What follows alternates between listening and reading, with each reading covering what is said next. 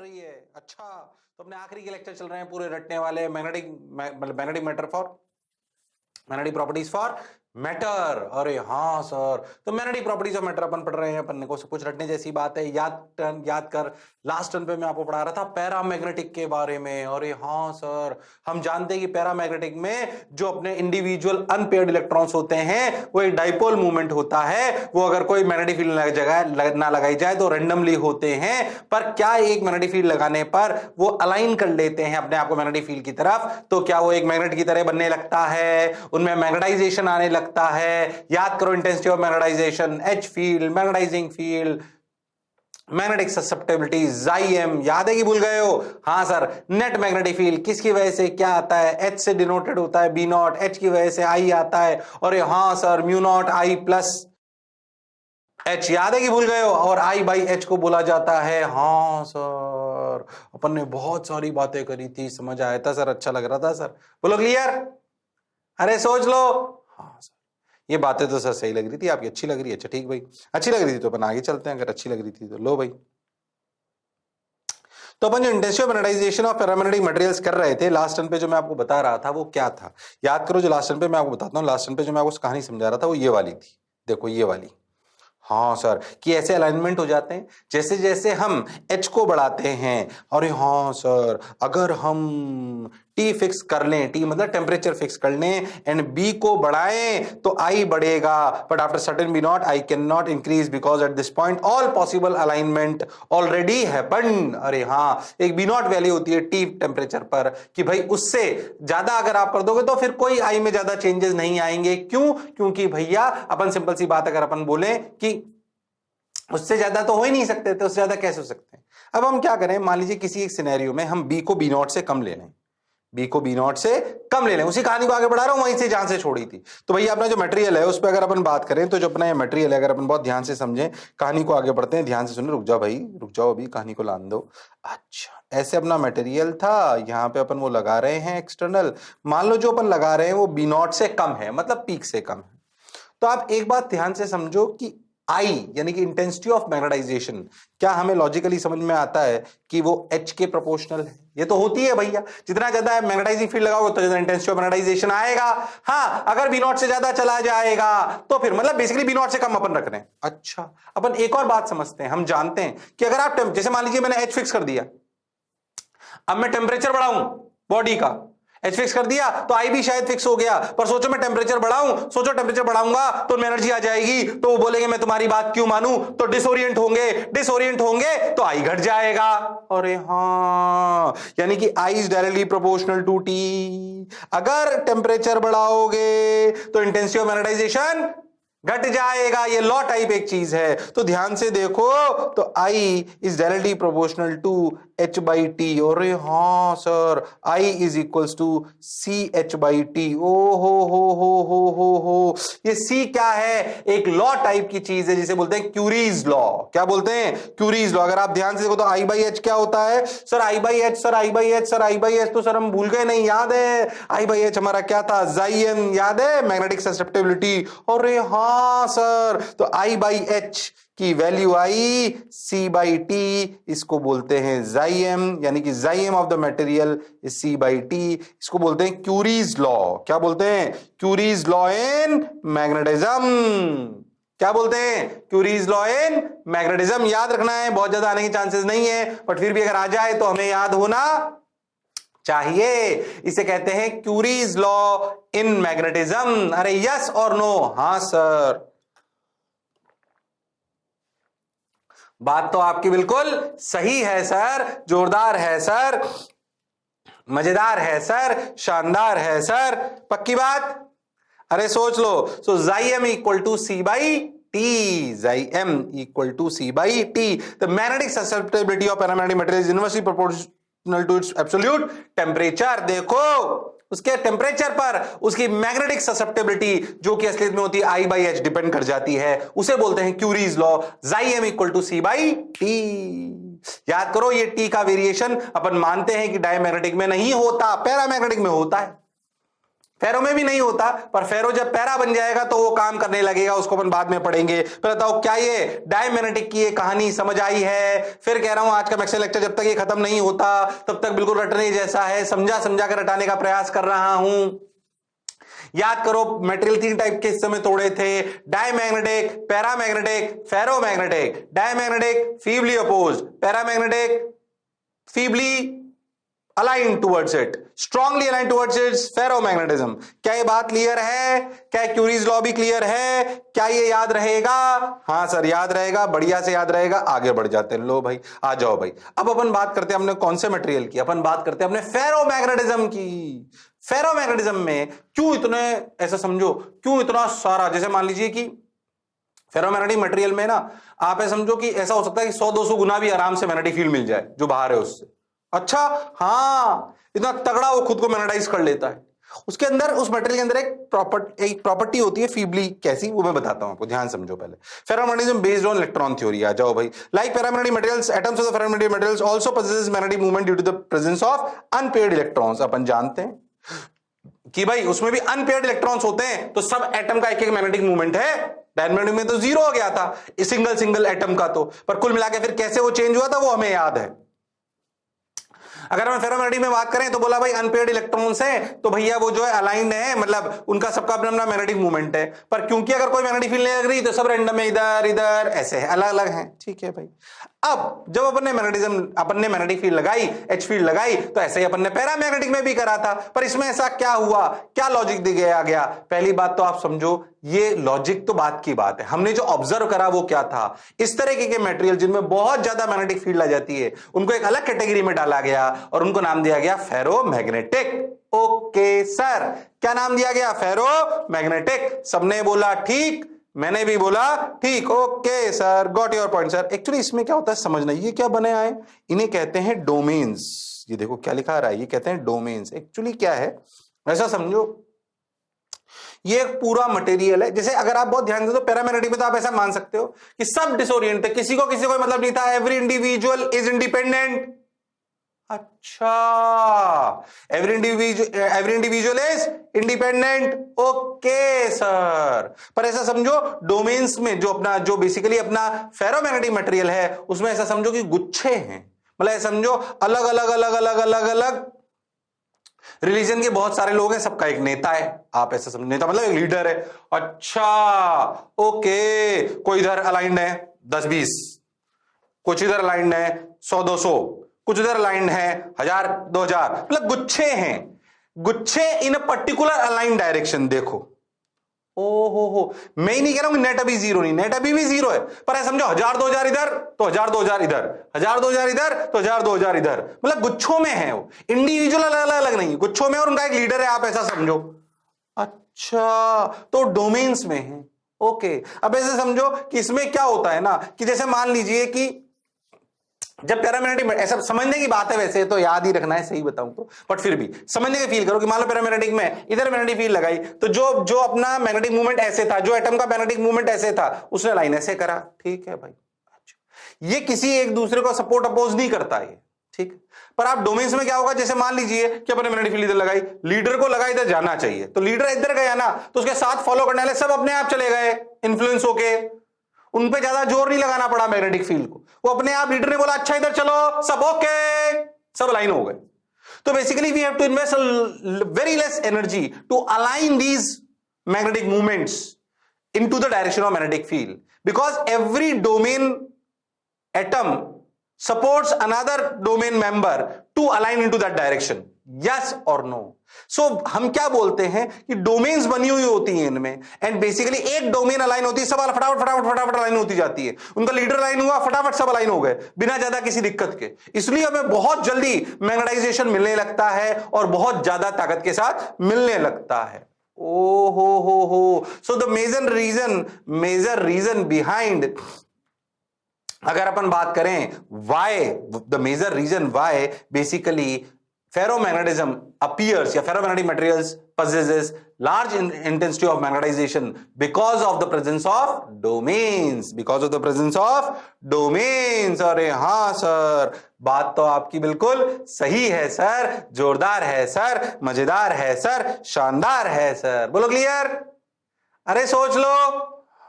So magnetic dipoles interact strongly with each other and thus spontaneously align themselves in groups called as domains. तो domain समझ आए sir? बोलो उतार लिया ये। डोमेन्स का मतलब क्या है? गुच्छे, एक सेट ऑफ पर्टिकुलर एटम्स जो एक ही डायरेक्शन में अलाइंड है, उन्हें डोमेन्स कहते हैं। जैसे एक अलाइन होगा सब अपने आप अलाइन हो जाएंगे। तो देखो होता कैसे है, याद रखना है वैसे तो अपने को। देखो ये देखो मैग्नेटिक फील्ड लगाई, if a strong external magnetic field is applied, ये लो साहब, जैसे अलाइन करिए लो साहब, सबने अपने आप को अलाइन कर लिया बिना ज्यादा किसी दिक्कत के। तो अपन ऐसा बोल सकते हैं कि on presence of strong magnetic field all the domain leaders align themselves into the direction of magnetic field, and subsequently all the followers will also follow it without very much less loss in energy. That is why we get strong intensity of magnetization. ओहो, उसने क्या बोला कि if the external magnetic field is strong then all the domains align themselves along the direction of applied magnetic field. अगर strong हुई तो ये हो जाएगा। हो, क्या मेरी बात क्लियर है? अरे सोच लो। हाँ बिल्कुल क्लियर है सर। फिर कह रहा हूं आज का लेक्चर बोर्ड टाइप लेक्चर है, बल्कि आज का क्या 2-3 लेक्चर बोर्ड टाइप ही चल रहे हैं, पर मैं छोड़ नहीं रहा हूं। खत्म कराने में मैं पूरी 4 ही चीजें एक लेक्चर में भी खत्म कर सकता था, पर इसलिए धीरे धीरे बोल रहा हूं। याद करते चलो, रटते चलो, थोड़ा बोर हो तो भी रटो, काम आएगा ये सब। तुम्हारे एग्जाम में भी काम आएगा, बोर्ड में भी काम आएगा, बहुत काम की चीज है, गड़बड़ नहीं करनी है, सब जगह काम आएगा ये। Okay sir, got your point sir, बात समझ आई सर? हाँ सर, इज होमोजोनियस एंड प्योर। ओहो, तो ऐसे अलाइन होते जाएंगे। लो भैया, ऐसे अपने गुच्छे बनते जाते हैं। बोलो क्लियर है? The domains which are already parallel to the external magnetic field expand continually. Basically उसने ये समझाने का प्रयास करा है, मतलब हालांकि बात मैं बोल चुका हूं, आप उससे डरने की कोई जरूरत नहीं है। आप थोड़ा सा एनिमेशन देखोगे आपको समझ में आएगा क्यों मैंने एनिमेशन वैसा बनवाया। देखो एक्चुअली क्या है कि ऐसा समझो कि जो डोमेन्स पहले से ही मैग्नेटिक फील्ड की तरफ अलाइन थी, वो कहती है अरे वाह, इसने तो हमारी बात रखी है पूरी की पूरी, तो बाकी सब डोमेन्स को फटाफट इन्फ्लुएंस कर दिया तुरंत तुरंत। चलो भाई तुम भी चलो, देखो मैं कह रहा था सही बात है ना, तो सारे दूसरे लीडर कहते हैं हाँ भाई सही बात है, सब अलाइन कर देते तुरंत। तो उसने क्या बोला, ferromagnetic material is homogeneous and pure. तो उसने बोला कि उसने सिंपल सी बात जो अपन पढ़ चुके हैं वही वाली बात है, ऐसी कोई उसमें रॉकेट साइंस नहीं है। तो उसने बोला ये जो इन्फ्लुएंस करने वाले होते हैं जो पहले से उसी की तरफ थे, वो और रफ्तार में इन्फ्लुएंस करते हैं। The domains which are already parallel to the external magnetic field expand continuously. Basically जो पहले से अलाइन थी वो कंटिन्यूअसली बढ़ती जाती है डोमेन्स।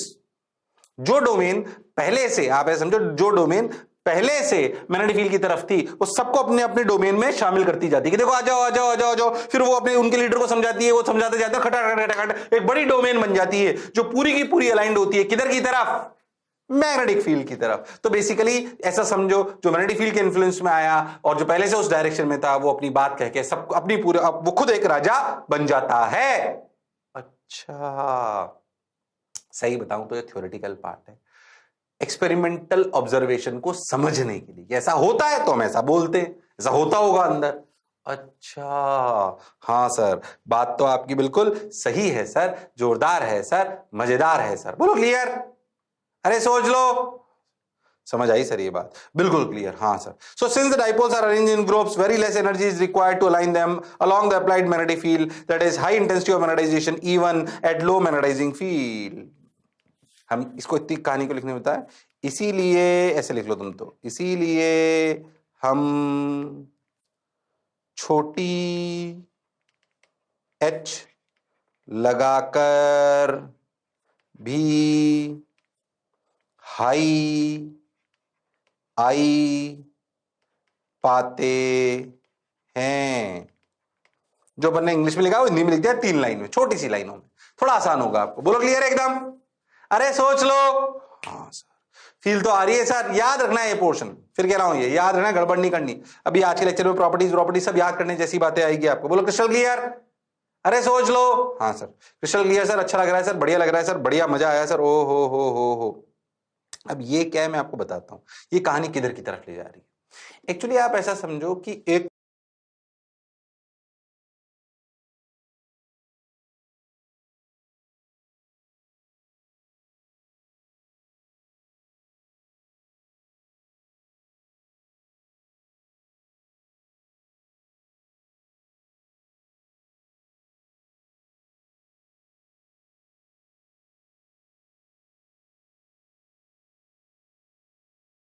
फेरोमैग्नेटिक मटेरियल है। क्या है? एक्चुअली टेम्परेचर पे वैसे अगर बात करी जाए तो फेरोमैग्नेटिक मटेरियल डिपेंड नहीं करता।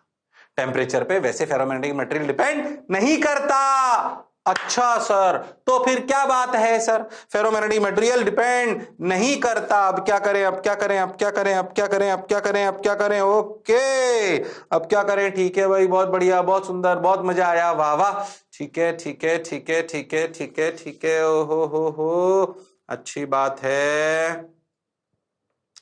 अब क्या करें, अब क्या करें, अब क्या करें? सुने, एक्चुअली क्या है कि ऐसे समझो जैसे मान लो एक फेरोमैग्नेटिक मटेरियल है, उसको मान लो अपने रूम टेम्परेचर पे रख रखा है, तो उसकी डोमेन से उसके सबके अपने अपने गुच्छे हैं। अच्छा, सोचो मैं इस मटेरियल को टेम्परेचर बढ़ाना चालू कर दूं, फेरोमैग्नेटिक बढ़ाओ, इसका टेम्परेचर मैंने 500 केल्विन कर लिया, ऐसा समझो समझने के लिए। 500 केल्विन, हाँ, 200 करा, 300 करा, 400 करा, 500 करा, बढ़ा रहा हूं टेम्परेचर। अब टेम्परेचर बढ़ाने से क्या होता है? हर इंडिविजुअल एटम को एनर्जी मिलती है। हाँ सर, हर इंडिविजुअल एटम को एनर्जी मिलती है। जब उस हर इंडिविजुअल एटम को एनर्जी मिलती है तो कहता अच्छा, मैं डोमेन में क्यों रहूं, मैं अपने छोटे छोटे लीडर की बात क्यों मानूं, मैं भी ताकतवर हूं। तो धीरे धीरे जैसे जैसे as you increase the temperature, the nature of ferromagnetic shifts towards paramagnetic, domain starts breaking।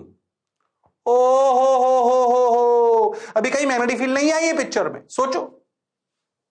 Okay, बात समझ में आई, ध्यान से सुनना। फिर क्या कह रहा हूं? As you increase the temperature of ferromagnetic material, the domain starts breaking because of the individual energy increases. So they basically denied to follow the domain ranges। Okay, that is why they want to act as a individuals।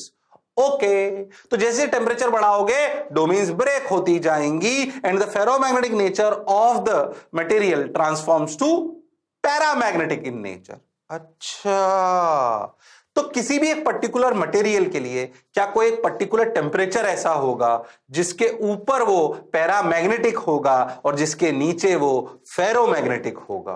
अरे हाँ sir, बोलो समझ में आया? उसकी कहानी यहां पे सुनाई जाएगी। इसे क्यूरीज विस लॉ बोल सकते हैं। ध्यान समझिए, ये टीसी वो है, Curie temperature, at temperature at which ferromagnetic material becomes paramagnetic. आप हिंदी में ऐसे लिख सकते हो, यह वह टेम्परेचर है जिसके ऊपर मटेरियल पैरामैग्नेटिक होगा, जिसके ऊपर मटेरियल पैरामैग्नेटिक होगा।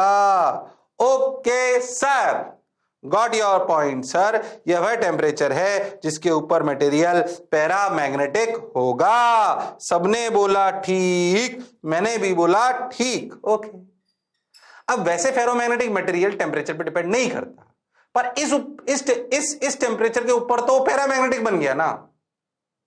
हाँ, तो अब तो टेम्परेचर पे डिपेंड करेगा।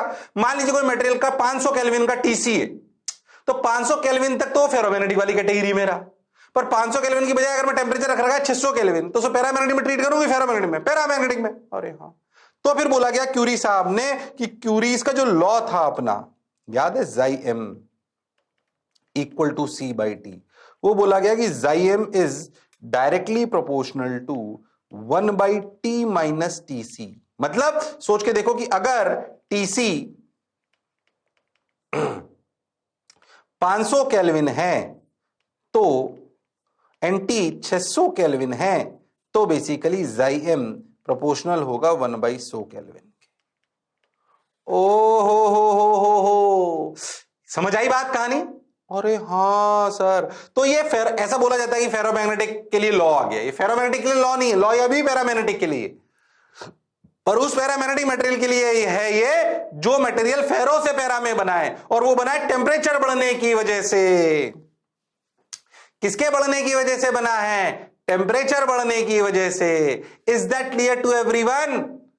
अरे यस और नो? हाँ सर, बात तो आपकी बिल्कुल सही है सर, जोरदार है सर, मजेदार है सर। अरे पक्का? अरे गारंटीड? अरे सोच लो।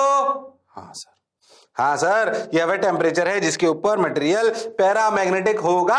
हाँ समझ आ गया सर, कहानी भी समझ आ गई। इसे बोल देते हैं क्यूरीज विस लॉ। ठीक है, साइंटिस्टों के नाम पे हो, तुम परेशान मत हो, कहानी को समझो।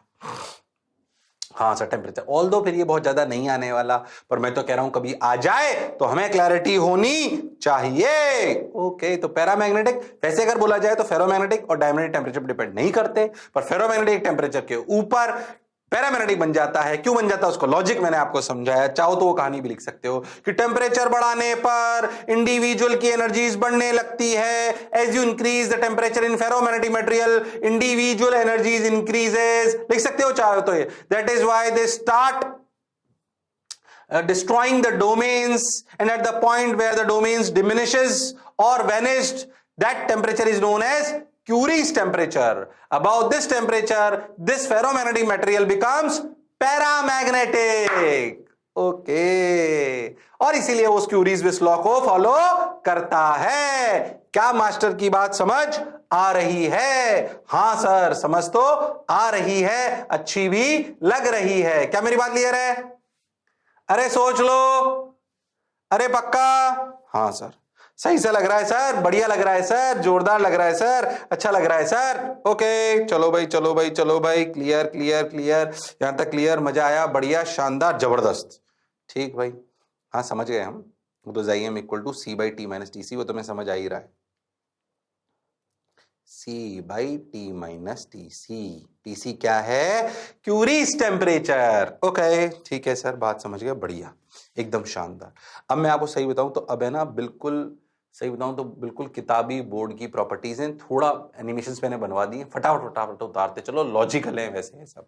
अगर हम किसी डायमैग्नेटिक मटेरियल को मैग्नेटिक फील्ड में रखें तो उसे मैग्नेटिक फील्ड, वो मैग्नेटिक फील्ड को सपोर्ट करता है अपोज? बताओ, सपोर्ट करता है अपोज?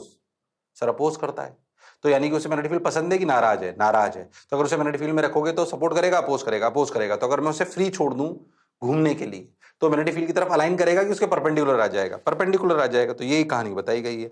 ये नॉर्थ साउथ ऐसे मैग्नेट देख के डरो मत, ये मैग्नेटिक फील्ड लगाई गई किस पे? डायमैग्नेटिक मटेरियल पे। ओहो, तो फीबली रिपेल करता है, तो आप ऐसा बोल सकते हो कि अगर मैग्नेटिक फील्ड लगाई जाए तो वो अपोज कर देता है। बस ये लिख लो, when a diamagnetic substance is placed in an external magnetic field it sets, कोई बताने की जरूरत नहीं, बस इतना सा बना लो, right angle to the magnetic field lines. क्यों? क्योंकि वो अपोज करता है। तो प्रॉपर्टी है डायमैग्नेटिक मटेरियल की, वो रटते चलो सुनते चलो, सिंपल सिंपल, फटाफट फटाफट बोलो, क्लियर, उतार लो फटाफट। मेजर मेजर बातें हो चुकी है अब अपनी, सब हो चुका है ऑलमोस्ट।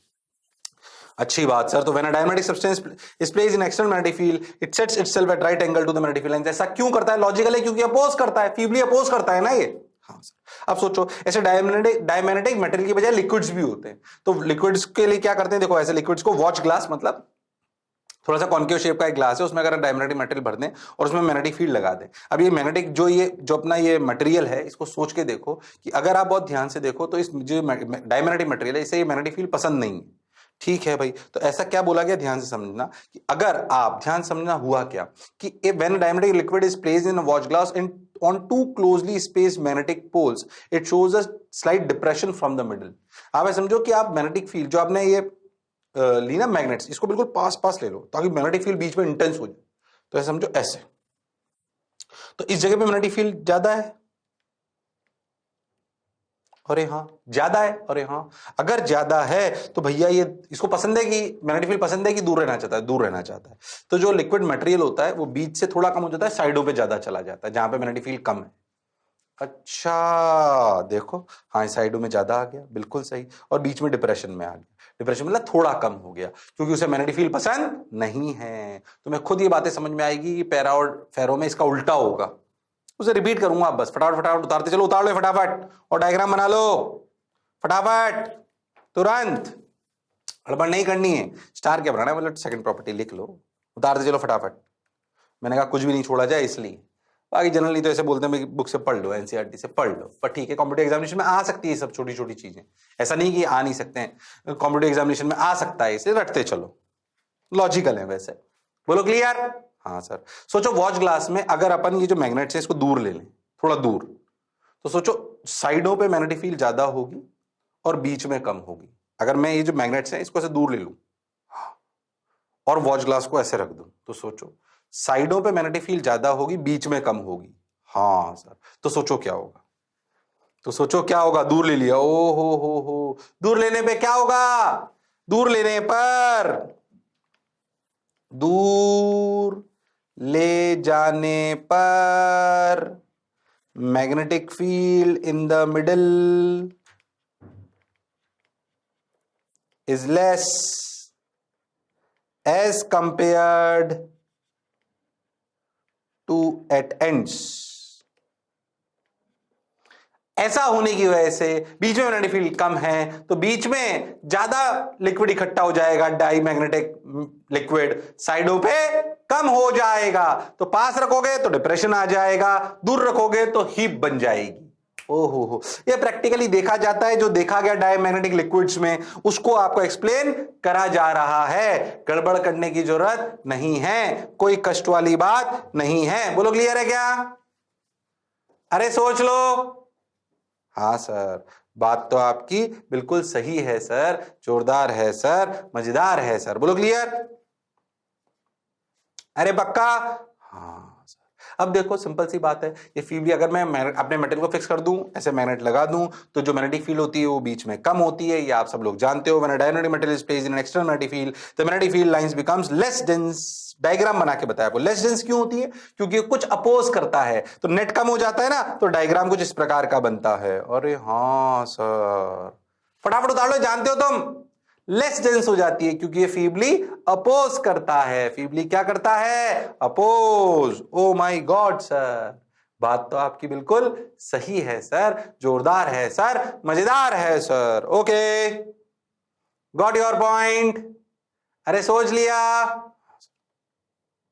बिल्कुल सोच लिया सर, अच्छा लग रहा है सर, बढ़िया लग रहा है सर, शानदार सर। ओ हो the magnetic susceptibility of Xm, याद करो I/H नेगेटिव होती है।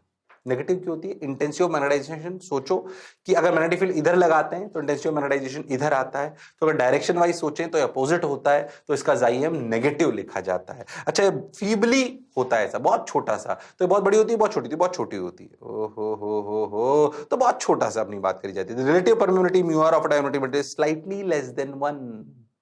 अच्छा, याद करो वो म्यू आर होता था ना। हाँ सर, म्यू आर याद आ रहा है सर हमको। याद है कि भूल गए हो? हाँ सर, याद करो म्यू आर जो अपन लिखते थे, mu absolute of the material लिखते थे, म्यू नॉट म्यू आर। वो इस केस में सोच के देखो तो 1 से छोटा होगा। अरे हाँ सर, और Xm अपना नेगेटिव होगा। हाँ, बात तो सर आपकी बिल्कुल सही है। बोलो क्लियर? कुछ याद है कि भूल गए हो? याद करो। हाँ सर, बी नेट जो हुआ करता था सर, वो होता था, याद करो म्यू आर क्या आता था? 1 + Xm, याद है? तो सोचो अगर Xm नेगेटिव हो गया तो इसका, ये सवाल एग्जामिनेशन में आ सकते हैं कि किसका म्यू आर 1 से छोटा होता है? Paramagnetic, diamagnetic, ferromagnetic, Ramlal material. Ramlal तो पता नहीं कौन है। अपन बात करें तो भैया सर, डायमैग्नेटिक मटेरियल का म्यू आर 1 से छोटा होता है। क्यों? उसका याद करो, म्यू आर और Xm में क्या रिलेशन था? 1 + Xm आया था सर। ये बिल्कुल सही बात है सर, बिल्कुल सही बात है सर। हाँ, म्यू आर था क्या? म्यू आर था जो लगाया अपॉन जो मिला, उसका रेशो हुआ करता था, वो 1 + Xm के बराबर आया था। हाँ, बात तो सर आपकी बिल्कुल सही है सर, बिल्कुल सही है सर, बिल्कुल सही। याद है कि भूल गए हो? तुम भूल जाते हो एक तो। याद करो क्या लिखा था? B = mu naught I + H, याद है? हाँ, फिर B को लिखा था म्यू नॉट H, अरे हाँ 1 + I/H, अरे हाँ सर I/H Xm कहलाया था, B/H म्यू आर कहलाया था, तो mu R by mu total कहलाया था, मतलब म्यू टोटल, और म्यू आर कहलाया था mu nought relative, mu R by mu nought. ओ हो, तो यह आया था 1 + Xm। अब सोचो, Xm अगर नेगेटिव है तो म्यू आर थोड़ा सा 1 से छोटा होगा। हाँ सर, बात तो आपकी बिल्कुल सही है सर। देखो, when a dynamic material is placed inside a magnetizing field H, its magnetic flux density H becomes slightly smaller than its vacuum mu naught H, so mu naught H + I। जो मैंने अभी बोला वो पूरी कहानी आप जानते हो उस बात को। थोड़ा सा वो कम होगा। क्यों? क्योंकि I जो है वो नेगेटिव है, क्योंकि यहां पर जब अपन लिखते हैं ना ये B इक्वल टू, जो मैंने आपको बोला, B equal to mu not H 1 plus chi M. अरे हाँ, तो 1 प्लस जाई एम अपना नेगेटिव नहीं, थोड़ा सा 1 से छोटा है। हाँ सर, इसलिए B कम आ गया म्यू नॉट H से। अरे हाँ सर, जो मैग्नेटिक फील्ड लगाई थी, मान लीजिए अपने मैग्नेटिक फील्ड लगाई 10 टेस्ला, तो शायद अंदर 9 टेस्ला ही मिली। ओके, ऐसा डायमैग्नेटिक में होता है। तो एक कहानी अपने को पूरी याद होनी चाहिए, जैसे मुझे याद है। फिर कह रहा हूं रटने जैसा पोर्शन है, धीरे धीरे बोल रहा हूं ताकि लेक्चर में याद हो जाए। भाई मेरे लेक्चर सुनने के बाद भी तुम्हें याद नहीं होता है ना, तो इसका मतलब लेक्चर पे ध्यान नहीं देते हो। लेक्चर सुनने के बाद उसे रिवाइज करने का सिर्फ 10 मिनट लगने चाहिए। अगर मेरा लेक्चर देखने के बाद 1.5 घंटा लग रहा है, इसका मतलब गड़बड़ है, तुम ध्यान नहीं दे रहे हो। मैं धीरे धीरे बोल इसलिए रहा हूं, कुछ गड़बड़ करने की जरूरत नहीं है। मेरा लेक्चर देखने के बाद लेक्चर प्रैक्टिस करिए ज्यादा, लेक्चर सिर्फ 10 मिनट रिवाइज करना है बस। बोलो क्लियर? हाँ सर, हाँ सर, बात तो सर आपकी बिल्कुल सही है सर, जोरदार है सर, मजेदार है सर। ठीक भाई, अच्छी बात, बढ़िया, अच्छा लगा ये बात अपने समझे। Diamagnetic materials do not obey curies law. याद करो वो मैंने आपको क्या बोला था, टेम्परेचर इंडिपेंडेंट मानते थे ना उसको। अरे हाँ सर, ऐसा क्यों? इसका जवाब नहीं है मेरे पास। कुछ चीजें जो देखी गई उसको आपको समझाया जा रहा है। ये मैग्नेटिक प्रॉपर्टीज ऑफ मैटर, पूरा जो देखा गया उसको मैं एक्सप्लेन कर रहा हूं, समझा के, फील करके। बाकी याद रखना है, मैंने नहीं बनाया वो मटेरियल, भगवान ने भेजे हैं भाई। अब वो ऐसे बिहेव करते हैं, मैं कैसे कर सकता हूं? किसी के ह्यूमन बिहेवियर को मैं कैसे चेंज कर सकता हूं? भगवान ने चीजें बना के भेजी, मैं कैसे चेंज कर सकता हूं? पर उन्हें पढ़ रहा हूं, उन्हें एनालिसिस कर रहा हूं। अच्छा ये ऐसे करता है, ऐसे करो तो। अच्छा ये ऐसे करता है, ऐसे करो तो। बोलो यस और नो, उसको हम पढ़ रहे हैं। अरे हाँ सर, बात तो आपकी बिल्कुल सही है। तो देखो 4 प्रॉपर्टी समझाई, फिर याद कर 4 के बाद ये 5 6 7 8 किसकी प्रॉपर्टी चल रही है? ये डायमैग्नेटिक मटेरियल की। Is that clear to everyone? अरे यस और नो? हाँ सर, बात तो सर आपकी बिल्कुल सही है सर। तो properties of magnetic material, paramagnetic material की वैसे ही उसी सीक्वेंस में चलेगी। सोचो उसमें अगर मैग्नेटिक फील्ड लगाओ तो सपोर्ट करता है कि अपोज करता है? सपोर्ट करता है, तो भैया वो क्या मैग्नेटिक फील्ड की तरफ ही अलाइन हो जाएगा? अरे हाँ, तो पहली प्रॉपर्टी लिख लो, हो अलाइन हो गया, ऐसे के ऐसे ही लो भैया, उसी की तरफ अलाइन हो गया, बढ़िया नॉर्थ साउथ के साथ। अपने को कोई टेंशन वाली बात नहीं है। उतार लो, डायग्राम बना लो, फटाफट काम खत्म करो। बोलो फटाफट, रफ्तार तेज। अरे बोलो क्लियर है क्या? अरे सोच लो। हाँ sir, so when a paramagnetic substance is placed in an external magnetic field, it slowly aligns itself along the direction of magnetic field, along the direction of magnetic field. Okay sir, अब सोचो वही watch glass अगर अपन पास में रख दें तो इसे प्रेम आएगा, बीच में मैग्नेटिक फील्ड ज्यादा है तो ज्यादा बीच में इकट्ठा हो जाएगा, डिप्रेशन होने की बजाय, क्योंकि ये सपोर्ट करता है। आपको ये कहानी खुद समझ में आएगी, फिर से बना लो। अगर दोनों पास पास हैं तो बीच में मैग्नेटिक फील्ड ज्यादा है तो मटेरियल वहीं ज्यादा इकट्ठा होगा, क्योंकि भैया उसे प्रेम है मैग्नेटिक फील्ड से, पैरामैग्नेटिक लिक्विड सब्सटेंस से। ध्यान से सोचो तो पैरामैग्नेटिक की भी यही प्रॉपर्टीज होती है नॉर्मली। क्यों? क्योंकि बस ये थोड़ा ज्यादा हो जाएगा इससे, जो होना होगा। अच्छा हाँ सर, तो ये सेकंड प्रॉपर्टी आ गई अपने को। बढ़िया लगा सर, अच्छा लगा सर, सुंदर लगा सर, शानदार सर, जबरदस्त सर, मजा आया सर। ठीक भाई, बहुत बढ़िया, बहुत सुंदर, बहुत अच्छा लगा। अब क्या करें? तीसरा देखो, दूर ले जाओ तो एंड्स पे मैग्नेटिक फील्ड ज्यादा होगी, बीच में कम होगी, तो एंड्स पे भाग जाएगा मटेरियल। उल्टा हुआ किसके? पैरामैग्नेटिक के। पैरामैग्नेट में बीच में हीप बन गई थी, यहां पे बीच में डिप्रेशन आ गया, साइडों पे ज्यादा इकट्ठा हो गया। अरे हाँ सर, लो भाई तीसरी प्रॉपर्टी आ गई। दो तो वॉच ग्लास से ही हो गई, पहली 3 प्रॉपर्टी तो उसके बिहेवियर के प्रति है कि उसका मैग्नेटिक फील्ड को लेके प्रेम है कि दुश्मनी है, प्रेम है कि दुश्मनी है। अरे हाँ सर, बात तो आपकी बिल्कुल सही है सर, जोरदार है सर, मजेदार है सर। बोलो क्लियर? हाँ सर। अब फिर से देखो, लाइंस की अगर बात करो तो मैग्नेटिक फील्ड लाइंस बीच में क्या हो जाती है? स्ट्रॉन्ग। ये देखो स्ट्रॉन्ग हो गई, बना लो। हो हाँ सर, बीच में लाइन कैसी हो जाती है? स्ट्रॉन्ग। क्या ज्यादा मिलने लगती हैं? अगर 10 टेस्ला लगाया था, अंदर 12 मिल जाएगा। अच्छा, और फेरो में तो हो सकता है 100-200 मिल जाए। अच्छा हाँ, ऐसा हो सकता है। पहले तो जो मैं बोला क्या चमका? अरे क्लियर है क्या? अरे प्रॉपर्टीज याद रहेंगी क्या? हाँ सर, बिल्कुल याद रहेंगी सर, ढंग से याद रहेंगी सर, जम के याद रहेंगी सर, मजा आ रहा है सर। बोलो पक्का? अरे सोच लो। हाँ सर बिल्कुल, अच्छा लो भाई, अगली प्रॉपर्टीज जो आप सुन चुके हो वही रिपीट टेलीकास्ट हुई, सुनते चलो। तो जो मैग्नेटिक ससेप्टिबिलिटी होती है पॉजिटिव होती है कि नेगेटिव होती है? पॉजिटिव होती है। अगर अपन ध्यान से, पर स्मॉल पॉजिटिव होती है। ऐसा नहीं होता कि ये जो है बहुत बड़ा हो गया नंबर की 100-50 नंबर हो गया, ये थोड़ा सा ऐसे मान लो 0.2 0.4 इस तरीके का जनरली वो चल रहा होता है। अच्छा, जाइम फिर से, जाइम क्या होता है सर? I/H होता है। सर म्यू आर क्या होता है? Sir mu R 1 plus chi M होता है। तो ये 1 से थोड़ा बड़ा होगा, कौन? Mu R. अरे हाँ, बी नेट क्या होता है sir? Mu not H 1 plus chi M होता है। कई बार ये बातें बता चुका हूं। इसको म्यू एम भी लिख सकते हैं, जो तुम्हें लिखना हो लिख लो। म्यू आर अपना आया 1 प्लस जाइम, ठीक है, छोड़ो।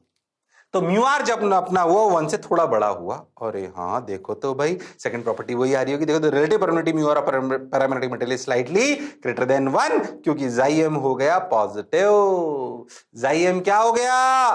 पॉजिटिव। सबने बोला ठीक, मैंने भी बोला ठीक। ओके सर, और देखो when a paramagnetic material is placed inside a magnetic field H, it's magnetic flux density B becomes, magnetic flux density और मैग्नेटिक फील्ड ही है, याद करो एक और नाम दिया था उसका, magnetic field, magnetic induction, magnetic field flux density. अरे हाँ, ये 3 नाम दिए थे ना उस टेस्ला वाली चीज को ही। और H को क्या नाम दिया? H field, magnetising field. अरे हाँ सर, तो डरना नहीं है उनसे। Become slightly greater than the vacuum in mu not H। क्या म्यू नॉट H से ज्यादा आएगी वैल्यू? हाँ, mu not H plus mu naught I। हाँ सर, इसमें कोई शक वाली बात नहीं है। लो भैया ये 5 6 7, लो भाई आ जाओ और आ जाइए फटाफट। पैरामैग्नेटिक मटेरियल्स ओबे क्यूरीज लॉ, याद है? हाँ, क्या था क्यूरीज लॉ? अपना क्यूरीज लॉ था जाइम इक्वल टू C/T। अरे हाँ सर, ये तो याद है हमें, बोलो क्लियर है? मतलब depends on temperature, depends on temperature. O my God, क्या पिक्चर एकदम क्लियर है? हाँ, बोलो याद रहेगा क्या? अरे मैं भी याद ही रखता हूं भैया, इनको रटनी पड़ेंगे ये सब, दिमाग में सेट रखने बिल्कुल अच्छे से, धीरे धीरे इसलिए बोल रहा हूं ताकि तुम्हें याद होते जाएं।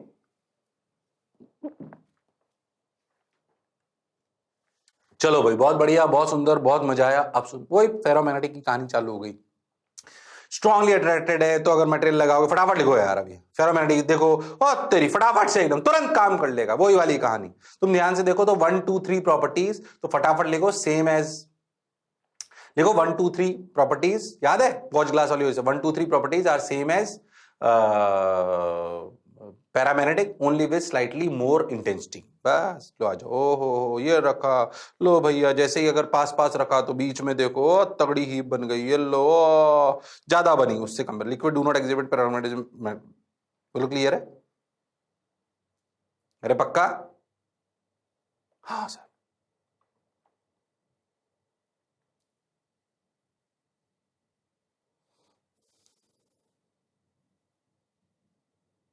ये क्या लिखा हुआ समझ में आ रहा है तुमको?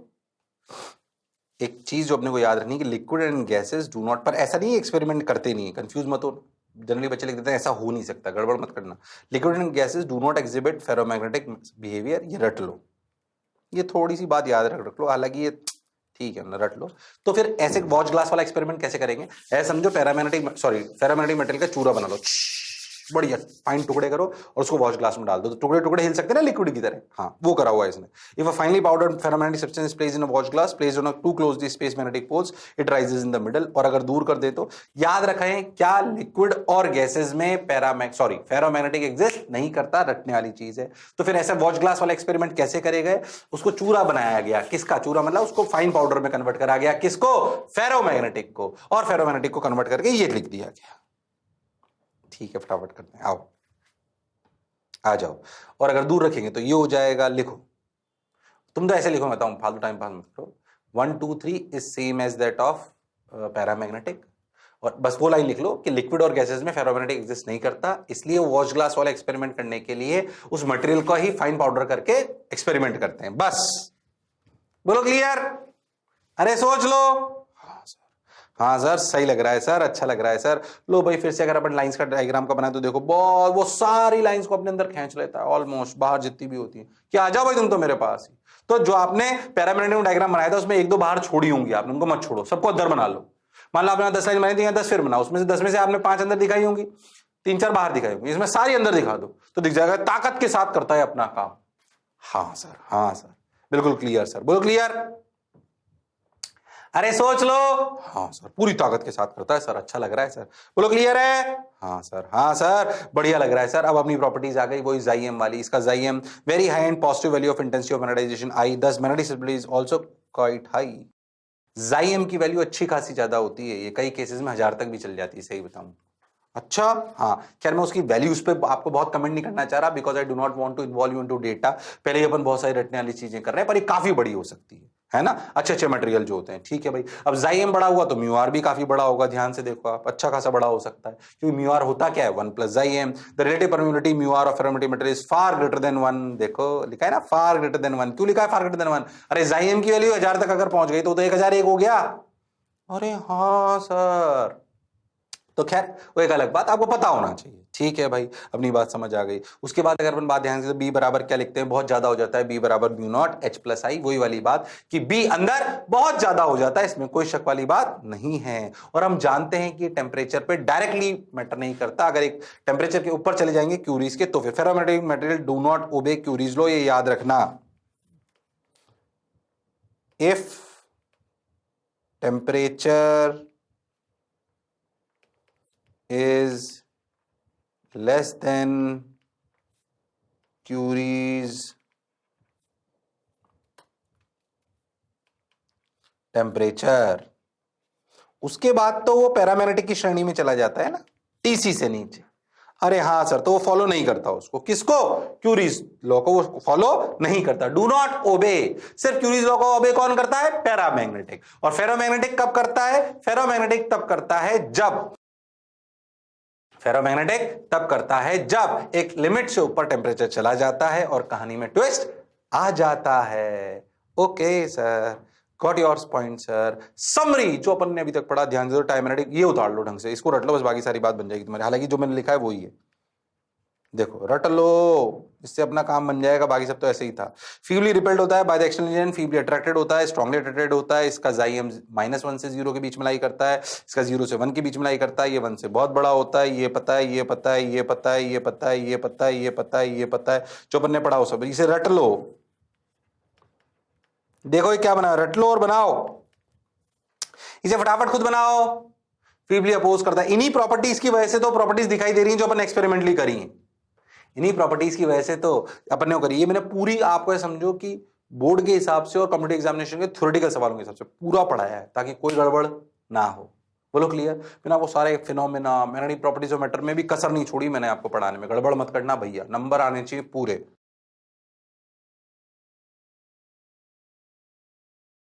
Okay sir, got your point sir, बात समझ आई सर।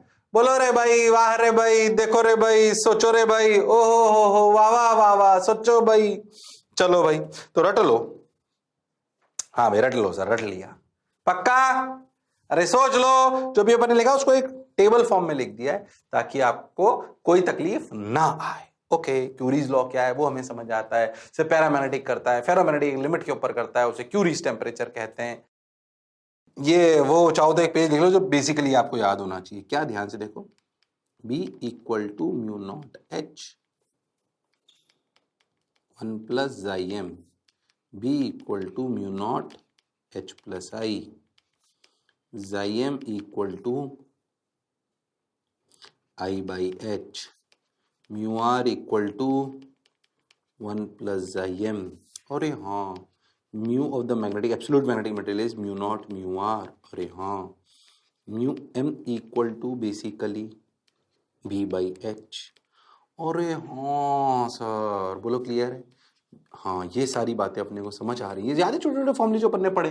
ये बी क्या है, ये बी नेट है जो अंदर मिली। आई क्या है, इंटेंसिटी ऑफ मैग्नेटाइजेशन। अरे हाँ सर, म्यू नॉट आई जो मैग्नेटिक फील्ड मिली इंडक्शन की वजह से, म्यू नॉट एच जो पहले से थी, चेंज क्या नहीं होता, एच। ये पूरी कहानी थी जो पूरी नचाई गई है आपको। और बार बार बोली गई है ताकि दिमाग में सेट हो जाए, याद हो जाए वो। अरे हाँ सर, बात तो आप बिल्कुल सही कह रहे हो, जोरदार कह रहे हो, मौज के साथ कह रहे हो। बोलो क्लियर? अरे सोच लो, क्या बात याद रहेगी? हाँ चलो भाई ठीक है, ये कहानी हमें याद रहेगी। मटेरियल की इस प्रॉपर्टी से लेकर क्या है ना कि असलियत में अगर मैं बात करूं आपसे तो ये क्या अपन पढ़ाने वाले हैं, ध्यान समझो कि the lack of intensity of magnetisation behind the magnetising field during the process of magnetisation and depolarisation of ferromagnetic material is called hysteresis. हम एक चीज पढ़ रहे हैं, हिस्टेरेसिस। पहली बात, ये हमारे परमानेंट मैग्नेट्स बनाने में, ट्रांसफॉर्मर्स में, बहुत सारी जगह काम में आता है। पहले बात अपन समझे, hysteresis exhibited by, basically hysteresis का मतलब आप लैंग्वेज में समझ सकते हो, पीछे रह जाना। ये फेरोमैग्नेटिक मटेरियल में ही करा जाता है, जैसे स्टील, आयरन। जनरली अपन दो मेटल पढ़ते हैं, स्टील, आयरन। बहुत डिटेल में इसके नहीं जा रहे हैं, आप समझो फेरोमैग्नेटिक मटेरियल की एक और वो स्पेशल प्रॉपर्टी यूज में लेता है, जिस प्रॉपर्टी को अपन पढ़ेंगे और वो बहुत सारे एक्सपेरिमेंट्स में यूज में आता है, तो बहुत ज्यादा डिटेल में अपने को नहीं जाना है। हिस्टेरेसिस अपने आप में बहुत बड़ी चीज है। तो ऐसे समझो हिस्टेरेसिस का मतलब, हिस्टेरेसिस ऐसे समझो, we will study in ferromagnetic, we will study इन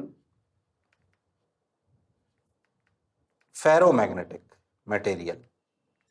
ओ हो, ferromagnetic material used in permanent magnets etc.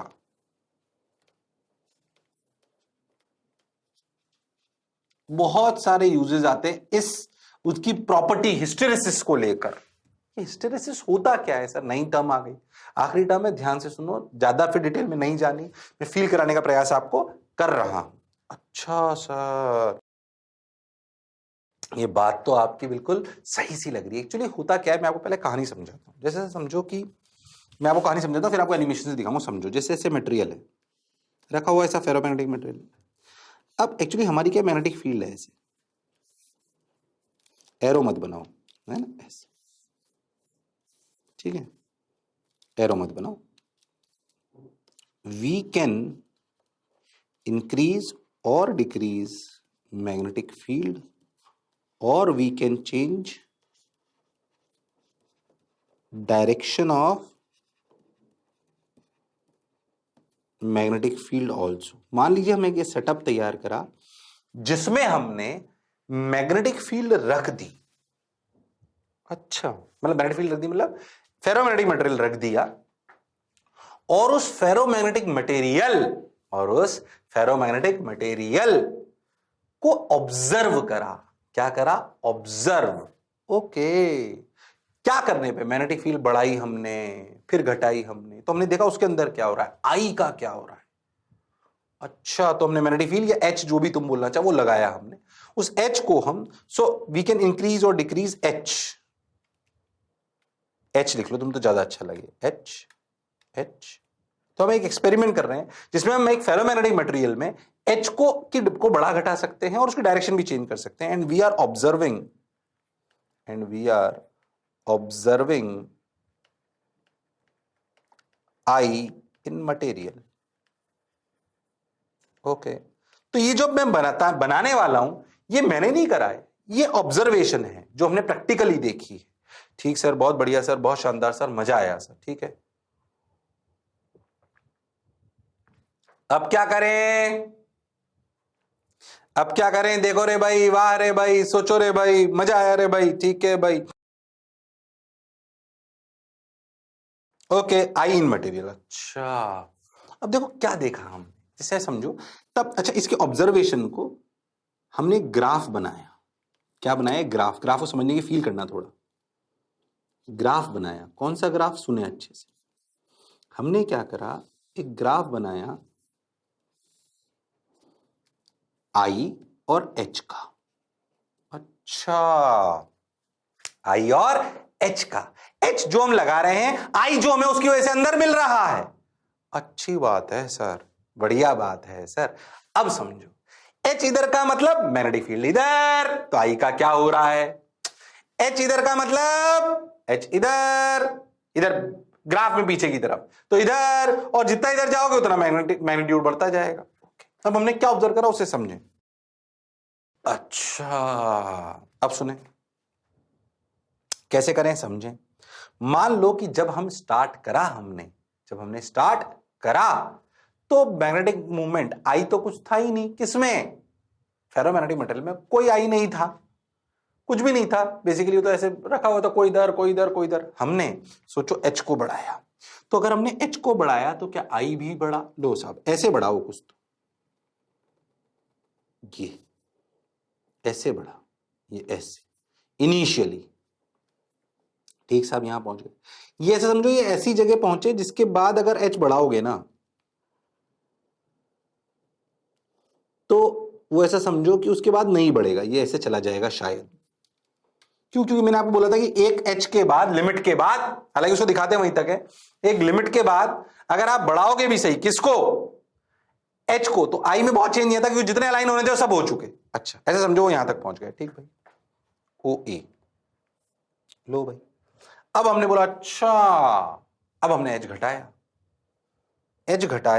तो आइडियली ऐसा होना चाहिए था कि ये ग्राफ ऐसे वापस फॉलो हो जाना चाहिए था, यानी कि जब मैं एच जीरो करता तो आई जीरो हो जाता, पर ऐसा नहीं हुआ। ऐसा समझो कि पहले सब इधर उधर इधर उधर इधर उधर थे, ओ हो मान लो एच इधर बढ़ा तो भैया 10,000 ने अपने आप को अलाइन कर दिया ऐसे। अच्छा, अब एच हट गया, धीरे धीरे कम हो गया एच, धीरे धीरे एच कम हुआ, तो ऐसा समझो 10,000 जो इधर लाइन हुए थे ना, उसमें से वापस अपने आप एच, भैया फोर्स तो हट ही गया उधर रहने का, पर 10,000 में से 5,000 ने बोला अरे ठीक है यार इधर भी बढ़िया है, ये इधर क्या तकलीफ है, बढ़िया तो चल रहा है जीवन, तो उन्होंने अपने आप को उधर ही की तरफ रख लिया। अरे हाँ, तो जब हमने एच को दोबारा जीरो करा तो हमने देखा कि आई जीरो नहीं हुआ, ये ऐसे आया।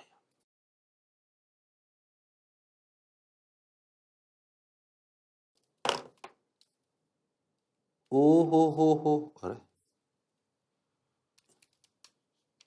ऐसे आया है, देखो ये ऐसे, ओ माय गॉड ऐसे आया है। सोचो जितना ये बचा ना, क्या इतना आई बच गया, इसे कहते हैं रिटेंटिविटी, ये मटेरियल की प्रॉपर्टी है। क्या कहते हैं इसे, रिटेंटिविटी, ये कहलाती है रिटेंटिविटी। रिटेंटिव मतलब इतना रिटेन कर गए अपने आप। अभी हर मटेरियल का अलग अलग हो सकता है, आयरन स्टील सबका अलग अलग, पर समझो रिटेंटिविटी है। अच्छा, रह गया इतना कि इतना तो चाहिए, तो देखो परमानेंट मैग्नेट बन गई वो, एक बार एच लगाया छोड़ दिया, मैग्नेट बन गया हो तो। हाँ, पर किसी ने बोला मुझे तो मैग्नेट पसंद नहीं आ रही, मैं तो वापस एच उल्टा लगाऊंगा। अब अगर एच उल्टा लगाऊंगा तो सोचो, एच अगर उल्टा लगाऊंगा तो पहले से तो इधर अवेलेबल है, तो क्या इधर वाला एच पहले इसको खत्म करेगा, पहले जीरो लाएगा। अरे हाँ सर, अब देखो ये ऐसे जीरो लाया साहब,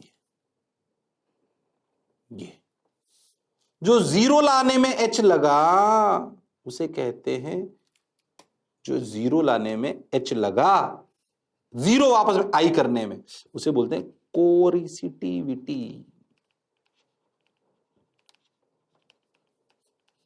ये रिटेंटिविटी है, coercivity is the H required to nullify the presence of I. ओ हो, फिर और एच बढ़ाया तो क्या उल्टी डायरेक्शन में फिर से गया।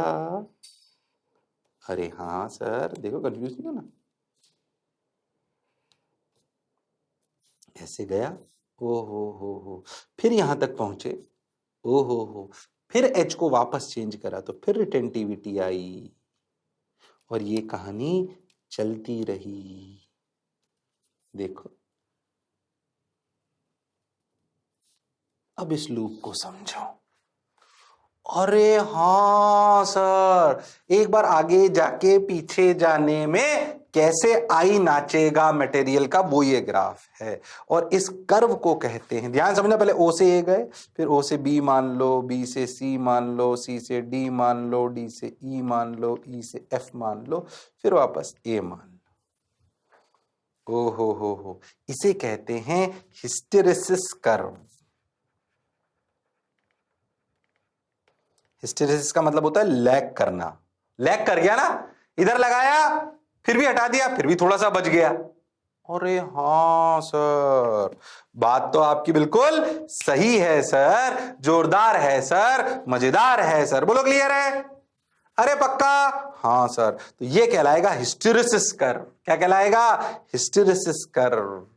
ओ हो, रिटेंटिविटी क्या है अभी डेफिनेशन लिखा दूंगा एनिमेशन से पहले, कहानी को समझो। क्या एक्सपेरिमेंट करा, किसमें करा? फेरोमैग्नेटिज्म में। ये काम आता है कई चीजों में, ऐसी प्रॉपर्टीज देख के पता करते हैं कि भैया इसको कहां यूज लेना है। सोचो परमानेंट मैग्नेट लेनी हो तो क्या भैया रिटेंटिविटी ज्यादा रखनी चाहिए? हाँ सर, ज्यादा रखनी चाहिए।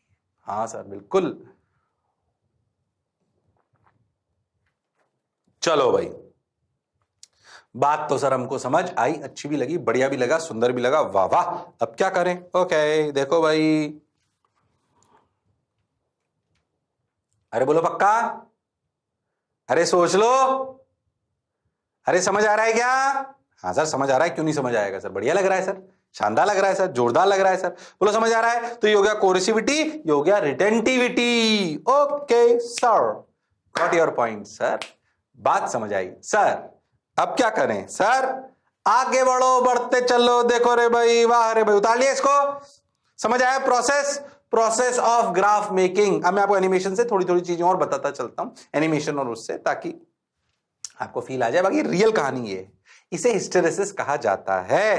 अच्छा सर, बात तो आपकी बिल्कुल सही है सर। हिस्टेरेसिस देखो, ये आया ग्राफ, ओ हो आई और एच का ग्राफ बनाया, और हाँ सर देखो, अब अच्छा लगेगा जो अपन ने बनाया। ये देखो, पहले से गया ओ ए, ओ हो, फिर B C D E F, और हाँ सर ये एच नॉट, ये माइनस एच नॉट, जो अपन पीक वैल्यूज बोल सकते हैं कि उसके बाद बढ़ाने का कोई फायदा नहीं होता। ओ बी कहलाता है रिटेंटिविटी, ओ सी कहलाता है कोरिसिटिविटी। ओ हो, ध्यान से देखना, ओ बी, जो आई ओ बी आया है एक्स एक्सिस पे आया, और हाँ ये आई से टर्म होगा I retentivity. The value of intensity of magnetization at which magnetizing field H become zero is called retentivity of the material. Definition से जो अपन ने फील करी, the value of reverse magnetizing field H at which the intensity of magnetization I become zero is called coercivity of the material. देखो उतार लो, जो मैंने बोला वो ये, चाहो तो डेफिनेशन उतार लो, हालांकि मतलब ग्राफ से अपन समझ गए, पर उतार लो, तुम्हें थोड़ा अच्छा लगेगा। अरे हाँ सर, बात तो आपकी बिल्कुल सही है सर। बोलो क्लियर? अरे सोच लो। हाँ सर, हाँ सर, पक्की बात? अरे गारंटीड? हाँ सर, समझ आ गया सर, अच्छा लग रहा है सर। पक्का? हाँ हाँ, बढ़िया, जोरदार, शानदार, जबरदस्त। बोलो क्लियर है? अरे पक्की बात? हाँ सर, हाँ सर, हाँ सर। चलो भाई, तो ये अपनी ये कहानी हो गई। अच्छा, ऐसा ग्राफ अगर आप चाहो ना, तो ध्यान से देखो, ऐसा ग्राफ अगर आप चाहो तो basically the curve ABCD is called hysteresis curve और hysteresis loop.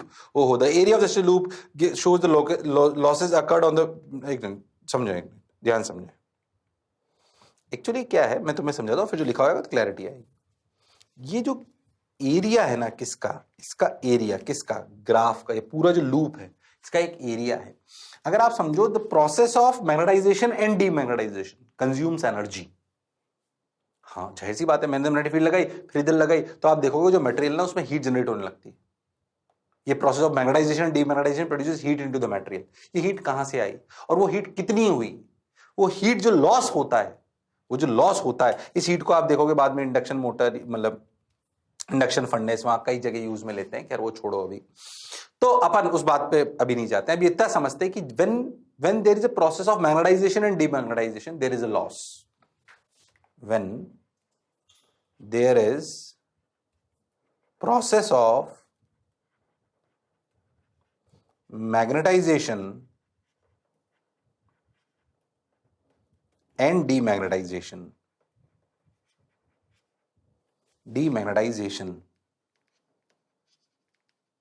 leads to loss. Okay, और ये जो लॉस है ना, ये डायरेक्टली प्रोपोर्शनल है एरिया ऑफ हिस्टेरेसिस लूप। ओहो, अच्छा एरिया क्या है इसका, एरिया समझो। अगर आप ध्यान समझो तो एरिया क्या है, एरिया लिखते हैं वाई डी एक्स। वाई कौन है यहाँ पे, वाई है आई, और ये कौन है, एच। तो वाई डी एक्स, वाई क्या होगा, इंटीग्रल, ऐसे लिखते हैं लूप आई डी एच। ओ हो वाई डी एक्स लिखते ना ये एरिया, तो इसमें लिखा आई डी एच। ओ ये एरिया हुआ।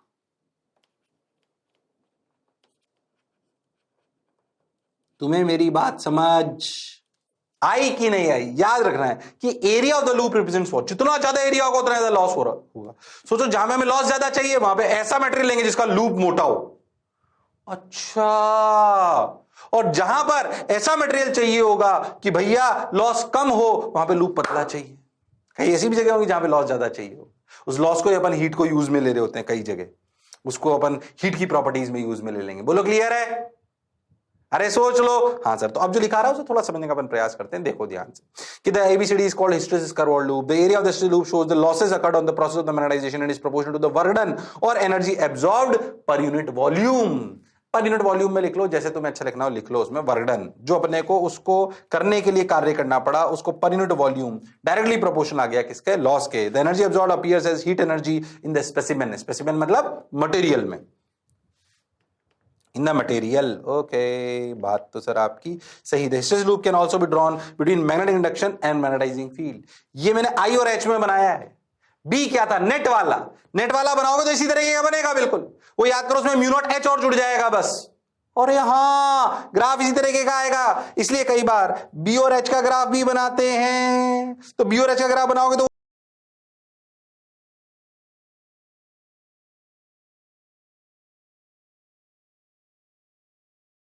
वो भी ऐसा ही आएगा, कंफ्यूज मत होना। थोड़ा सा ज्यादा ज्यादा मान लो बस तुम लोग, बी और एच का अगर बनाओ तो ये जो जैसा ये बना है उससे थोड़ा सा ज्यादा ऐसा मान लो आप बस। तो ऐसे थोड़ा सा ये। अरे हाँ सर, बोलो क्लियर है? तो बी और एच, बी क्या है? नेट, एच क्या है? Magnetic field. क्या मेरी बात क्लियर है? अरे सोच लो। अरे गारंटीड? हाँ सर, बात तो सर आपकी सही है सर, जोरदार लग रही है सर, मजा आ रहा है सर। तो ये अपनी बात थी हिस्टेरेसिस। क्या थी? हिस्टेरेसिस। हाँ सर, अब बताओ इनके यूजेस पे, इनकी कहानी पे बहुत सारी चीजें। Area of loop is integral H D I, H D I लिख लो, आई डी एच लिख लो, जैसे आपको ठीक लगे, उसमें से कोई कंफ्यूज वाली बात नहीं है। ध्यान से देखो अच्छे से। सॉफ्ट आयरन, दो मटेरियल आयरन और स्टील का कंपैरिजन कराया जाता है, ऐसे ग्राफ होते हैं, थोड़ा सा याद रखना है इसको, ये याद रखना है जो लिखा आ रहा है। ये क्या है ना, इनके ये याद रखना है, ये जैसे लिखा हुआ है याद रखना है। एक्चुअली इनके ग्राफ स्टील और सॉफ्ट आयरन के ग्राफ्स की प्रॉपर्टीज, ये बेसिकली प्रॉपर्टी स्टील और सॉफ्ट आयरन की, इनकी प्रॉपर्टीज के बेस पे बहुत सारी चीजें, बहुत जगह इनको अलग अलग जगह से यूज किया जाता है, जनरली सॉफ्ट आयरन और स्टील। तो आप समझो स्टील और सॉफ्ट आयरन, देखो सॉफ्ट आयरन का ग्राफ पतला है पर उसकी रिटेंटिविटी ज्यादा है, पर उसकी कोर्सिविटी भी कम है। और यहाँ स्टील का ग्राफ मोटा है, मतलब वो लॉस ज्यादा शो करता है। तो स्मॉलर हिस्टेरेसिस लूप 10 लेस, उसने क्या बोला, 10 लेस लॉस ऑफ एनर्जी पर यूनिट वॉल्यूम। इसमें लार्जर हिस्टेरेसिस लूप 10 स्टील में मोटा दिखाई दे रहा है, तो हमें समझ में आ रहा है। Acquires larger I for much smaller value of H. बहुत कम एच पे फटाफट से आई आ जाता है, उतनी रिटेंटिविटी भी आ जाती है, that is strongly magnetised.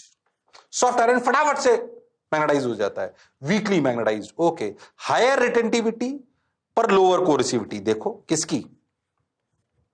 Soft iron की। और lower retentivity and higher coercivity. ओ हो, इसलिए स्टील को कई बार ना परमानेंट, ऐसे तुम बोलो सर परमानेंट मैग्नेट में, कई बार आप देखोगे तो सॉफ्ट आयरन की बजाय स्टील को यूज में ले लेते हैं परमानेंट मैग्नेट बनाने में। क्यों? भले सॉफ्ट आयरन की रिटेंटिविटी ज्यादा है पर उसकी कोरेसिविटी कम है ना, फटाफट से थोड़ी बहुत इधर मैग्नेटिक फील्ड लगी वो फटाफट से अपनी मैग्नेटिक प्रॉपर्टीज खो देगा। इसलिए स्टील को एक बार अपन ने कर दिया बढ़िया से, तो उसको, उसकी मैग्नेट को गायब करना इतना आसान नहीं होता। पर जैसे मान लो कई बार अपन ट्रांसफॉर्मर्स बनाते हैं, ट्रांसफॉर्मर तुम पढ़ोगे एसी में, वहां पे देखोगे भाई साहब खटाखट खटाखट खटाखट खटाखट मैग्नेटिक फील्ड चेंज होती है। तो चेंज होती है तो लॉस बहुत ज्यादा होता है, ट्रांसफॉर्मर गर्म होता है, तो हम उसमें लॉसेस कम चाहिए होते हैं, तो हम सॉफ्ट आयरन लेते हैं। तो उनके यूजेस के हिसाब से हम उनको यूज में लेते हैं। आपको एक कहानी समझ में आनी चाहिए। सॉफ्ट आयरन और स्टील आयरन की प्रॉपर्टीज थोड़ी बहुत अगर आपको याद रहे तो इसमें कोई बुराई वाली बात नहीं। ग्राफ याद कर लो तुम, तो सब अपने आप याद आ जाएगा, ये लिखने की बजाय ग्राफ रट लो, ग्राफ रट लो, प्रॉपर्टीज अपने आप याद आ जाएंगी। ये सब मैंने एक्स्ट्रा डाला है बोर्ड के हिसाब से, कॉम्पिटिटिव एग्जामिनेशन में कोई थ्योरेटिकल सवाल आ जाए तो उसके हिसाब से। मुझे पता है ये थोड़ा सा रटना पड़ेगा, पर करना पड़ेगा, याद होना चाहिए, चैप्टर ही पूरा रटने वाला है। ओके, फिर भी मैंने धीरे धीरे तसल्ली से आपको पढ़ाया ताकि कोई गड़बड़ ना हो। अरे टाइम हो गया क्या, देखें तो। अच्छा भाई, तो ये अपनी कहानी ऑलमोस्ट समाप्त हो गई है, बोलो क्लियर है? अरे सोच लो। तो ये कहानी अपन रटेंगे।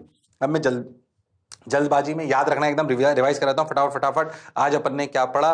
मैंने आपको पढ़ाया क्यूरीज लॉ। क्या पढ़ाया? Curies law.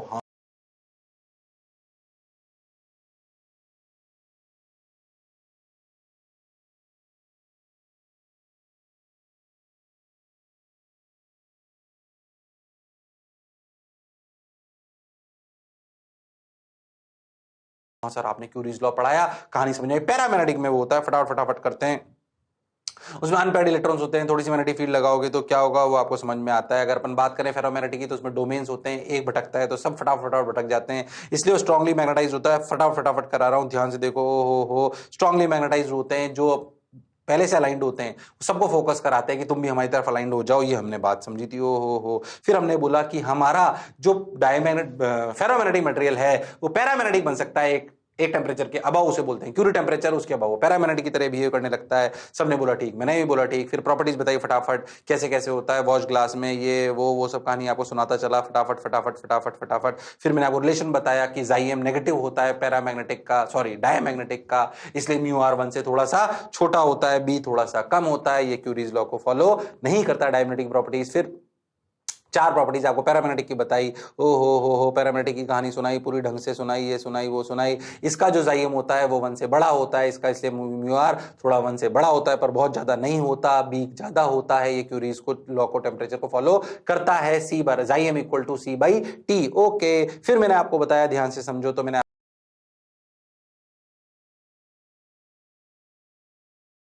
आपको कहानी सुनाई कि भैया ये सपोर्ट करता है, ये कैसे करता है, फेरोमैग्नेटिक में स्ट्रांग होता है, फेरोमैग्नेटिक लिक्विड और गैसेस में नहीं होती, इसलिए वो वॉच ग्लास वाला एक्सपेरिमेंट करने के लिए हम उसका चूरा कर यानी कि उसका फाइन पाउडर बना के उस एक्सपेरिमेंट को करते हैं। ठीक है भाई, वो हमें बात समझ में आ गई। उसका जाइम 1 से काफी बड़ा होता है, इसलिए उसका म्यू आर भी बहुत बड़ा होता है, इसके अंदर मैग्नेटिक फील्ड बहुत ज्यादा मिलती है। वो क्यूरीज टेम्परेचर लॉ को फॉलो नहीं करता, पर अगर क्यूरीज टेम्परेचर ऊपर चला जाए तो फेरोमैग्नेटिक पैरामैग्नेटिक बन जाता है। और हाँ, ये सारी प्रॉपर्टीज मैंने आपको रटाई थी, ये चार्ट आपको याद होना चाहिए। फिर मैंने आपको कहानी सुनाई हिस्टेरेसिस लूप की, जो फेरोमैग्नेटिक में अपन यूज में लेते हैं। जब हम डीमैग्नेटाइजेशन और डीमैग्नेटाइजेशन करते हैं तो कुछ बच जाता है और उसे खत्म करने के लिए कुछ और लगाना पड़ता है, उसे बोलते हैं रिटेंटिविटी और कोरिसिविटी। अरे हाँ सर। फिर मैंने आपको आखिरी में बोला कि आप आई और एच का ग्राफ बनाया, उसका एरिया जो होता है वो लॉस पर यूनिट वॉल्यूम को रिप्रेजेंट करता है, वो अपने को समझ आया। फिर मैंने आपको बोला कि आपको कहानी याद रखनी है सॉफ्ट आयरन वर्सेस स्टील की। इनके यूजेस में आपको यूज में आता है, कौन सा कब यूज लेते हैं, सवालों के रूप में आपको मिलेगा। अच्छा, अगले टर्न पे चैप्टर चालू होगा ईएमआई। ध्यान से सुनना, क्या क्या पढ़ के रखना। ईएमआई क्या चीज? ईएमआई। ईएमआई में पढ़ के रखना है भैया electric flux, exactly repeat telecast है, दोबारा सारी कहानी नहीं सुनाऊंगा। इलेक्ट्रिक फ्लक्स मैंने कम से कम 1 घंटा सुनाया होगा, 10 मिनट भी नहीं सुनाऊंगा। मैग्नेटिक फ्लक्स, सबसे पहले मैग्नेटिक फ्लक्स पढ़ना पड़ेगा उसमें। अच्छा, तो मैग्नेटिक फ्लक्स अपन तैयारी करके रखें, मैग्नेटिज्म को रिवाइज करके रखें, तो आपको चैप्टर अच्छे से याद आता जाएगा। कई सारी चीजें ऐसे लगी हो, अच्छा ये तो रिपीट ही हो रही है, बुलेट ट्रेन कैसे चलती है, ये वो, चलो खैर अलग बात। पहले था जो मैं बोला चमका। हाँ सर। तो भैया अगले टर्न पर फिर मिलते हैं इसी जोश और जुनून के साथ और नए चैप्टर के साथ। तब तक के लिए सी यू, सायनारा।